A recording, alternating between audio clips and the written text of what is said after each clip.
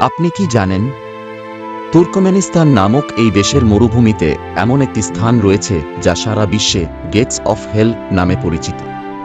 প্রায় 50 বছর ধরে এটি সমানে জ্বলন্ত অবস্থায় রয়েছে। এটি কি সত্যিই নরকের দরজা, নাকি এর পিছনে রয়েছে কোনো বিশেষ কারণ? আসুন এই ভিডিও এর মাধ্যমে আমরা সম্পূর্ণরূপে জেনে নিই। তুর্কমেনিস্তান এর এই জ্বলন্ত বিশালাকৃতি গর্তটি আসলে একটি বিশাল গ্যাস ক্রিয়েটর, যেখানে প্রায় 50 বছর ধরে আগুন জ্বলছে। এই স্থানটি যেমন রহস্যময়, তেমনি এটি প্রাকৃতিক ও মনুষ্য সৃষ্টি একটি অদ্ভুত ঘটনার সাক্ষী। সবকিছুর আরম্ভ হয়েছিল 1971 সালে।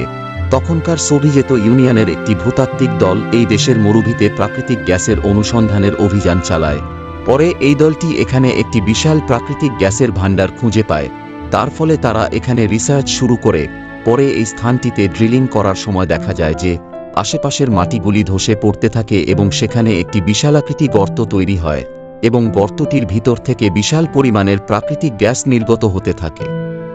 এই সমস্যা থেকে ছাড় পাওয়ার জন্য সেখানকার ভূতাত্ত্বিক দল ভেবেছিল যে গ্যাসটিকে জ্বালিয়ে দিলে গ্যাসটির পরিমাণ শেষ হয়ে যাবে এবং এই সমস্যা মিটে যাবে, কিন্তু বাস্তবে যা ঘটল তা ছিল সবার কল্পনার বাইরে। গ্যাসটি ক্রমাগত জ্বলতে থাকল, কারণ এই গর্তের নিচে যেই প্রাকৃতিক গ্যাসের ভাণ্ডার ছিল তা ছিল বিশাল এবং গভীর। ঠিক তখন থেকেই এই গ্যাসটি দিনের পর দিন, মাসের পর মাস এবং বছরের পর বছর জ্বলেই যাচ্ছে। এই গ্যাস ক্রিয়েটারের ব্যাস প্রায় 70 মিটার এবং গভীরতা প্রায় 20 মিটার। এটিকে রাতের বেলায় দেখলে যেন মনে হয় পৃথিবীর মাটির ভিতরে কোনো রহস্য লুকিয়ে আছে। তাই জন্য এটিকে গেটস অফ হেল বা নরকের দরজা বলা হয়ে থাকে। প্রতিদিন অনেক মানুষের ভিড় এই অলৌকিক দৃশ্যের সাক্ষী হয়। বিশ্বের নানান স্থান থেকে মানুষ এটিকে দেখতে আসেন।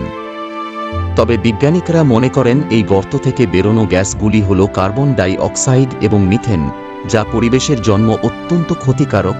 এটি জলবায়ু পরিবর্তনের সমস্যাকে আরও বাড়িয়ে তুলতে পারে। তাই জন্য তুর্কমেনিস্তান সরকার এই গর্তকে নিভানোর জন্য অনেক ব্যবস্থা নিয়েছে, কিন্তু কোনোটাই সফল হয়ে উঠতে পারেনি। এটি আমাদের শিখিয়ে দেয় যে প্রাকৃতিক সম্পদগুলি ব্যবহারের সময় আমাদের আরও বেশি সতর্ক থাকা উচিত। এটি শুধু ভৌগোলিক বিষয় নয়, এটি মানবের ইতিহাসের একটি গুরুত্বপূর্ণ অংশ।